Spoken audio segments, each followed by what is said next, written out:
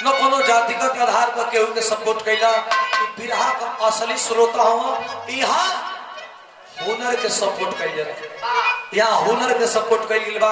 ऐसे पुनः एक बात कोयरीपुर बड़ा गांव के चरणों में जितना भी लोग बढ़न सबके सुधीर लाल यादव कैमूर बिहार से पुनः एक मेरी भोरहरिया का सवेरे का राम राम बा, प्रणाम बा, सबके सादर प्रणाम बा। और रात भर के बिरहा गावल में जो गलती भइल हुई लइके तहे जा अपन घर के जैसे लइका के मना माफ कर दिला जा वही तरफ अपने घर का हमनों को लइका समझ के माफ कर दिया। वाह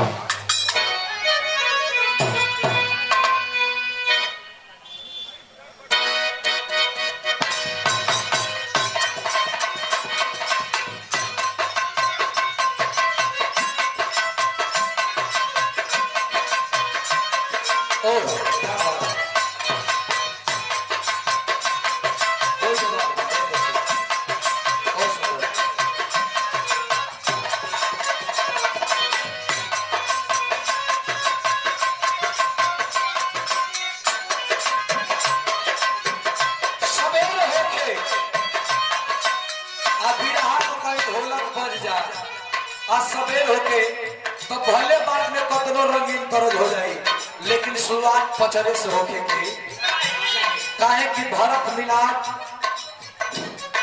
एक पौराणिक दृष्टि से चल आ रहा था।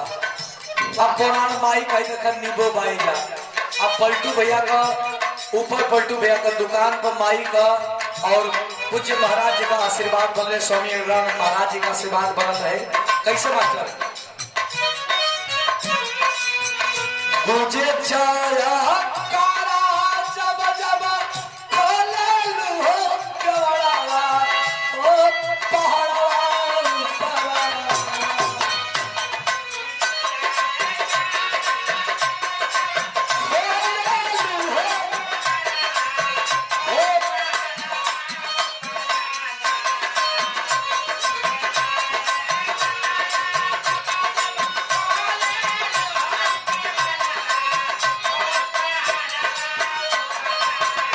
मुझे छाया कारा जब जब खोले लूहो कवड़ावा ओ पहाड़वा उपराना ओ पहाड़वा उपराना टमा टमा बाजेला नगरवा ओ पहाड़वा उपराना टमा बाजेला नगरवा।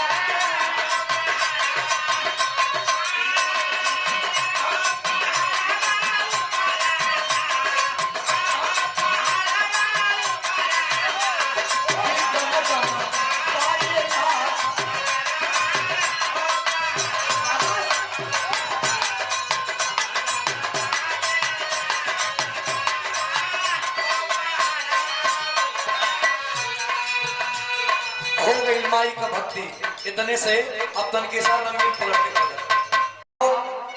न कोनो जातिगत आधार पर केहू के सपोर्ट कैला। बिरहा का असली श्रोता हो यहाँ हुनर के सपोर्ट कैल जाला, यहाँ हुनर के सपोर्ट कैल गया बा। ऐसे पुनः एक बात कोयरीपुर बड़ा गांव के चरणों में जितना भी लोग बढ़न सबके सुधीर लाल यादव कैमूर बिहार से पुनः एक मेरी भोरहरिया का सवेरे का राम राम बा, प्रणाम बा, सबके सादर प्रणाम बा। और रात भर के बिरहा गावल में जो गलती भइल हुई लइके तहे जा अपन घर के जैसे लइका के मना माफ कर दिला जा वही तरफ अपने घर का हमनों को लइका समझ के माफ कर दिया। वाह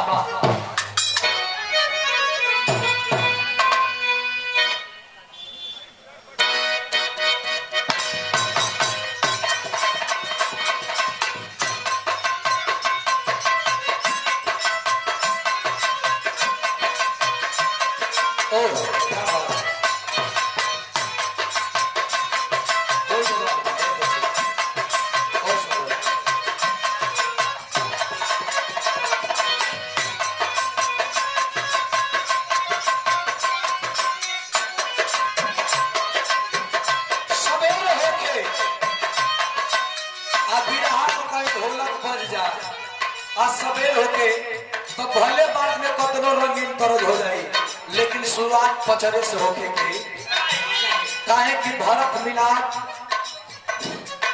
एक पौराणिक दृष्टि से चल आ रहा था। अब पुरान माई कह देकर नींबू बाई जा। अब पलटू भैया का ऊपर पलटू भैया का दुकान पर माई का और पूज्य महाराज जी का आशीर्वाद बने, स्वामी अग्रवाल महाराज जी का आशीर्वाद बनल रहे। कैसे मास्टर मुझे छाया कारा जब जब खोललू हो केवड़ावा ओ पहाड़वा पहाड़वा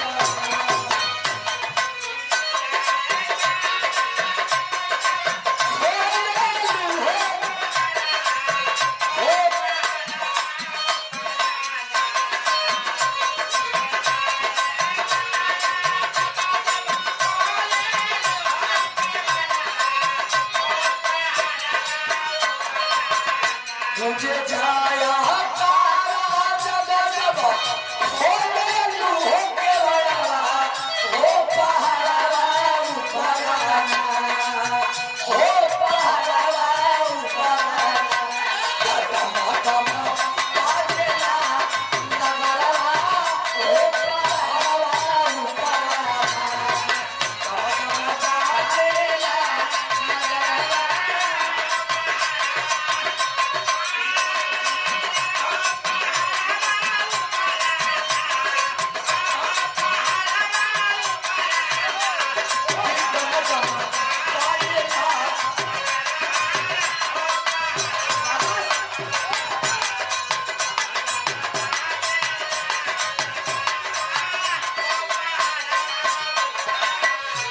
हो गई माई का भक्ति, इतने से अब तन के साथ मिल पलट